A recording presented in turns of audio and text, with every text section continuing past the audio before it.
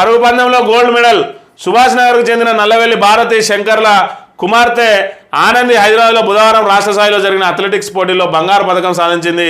Third javelin day సందర్భంగా అండర్-16 విభాగంలో 400 మీటర్ల పరుగు పందెంలో ఆనంది అందరికంటే ముందుగా నిలిచి ఘనతను సాధించింది.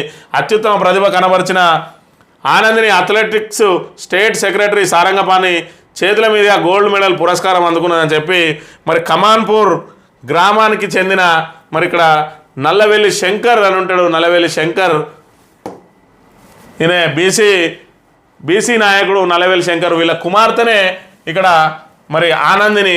ఆమె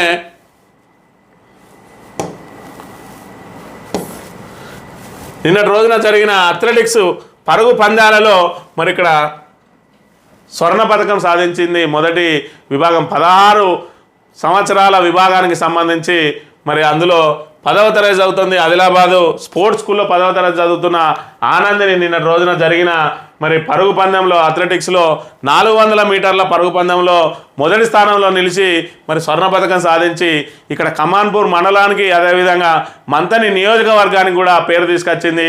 ఈమెను మరి మంతని మాజీ ఎమ్మెల్యే పెద్దపల్లి మాజీ జిల్లా పరిషత్ చైర్మన్ బీఆర్ఎస్ పార్టీ ఇన్ఛార్జ్ పుట్ట మధుకర్ కూడా ఈమెను ప్రత్యేకంగా అభినందించిన అంశాన్ని కూడా ఇక్కడ మనం ప్రధానంగా గమనించవచ్చు.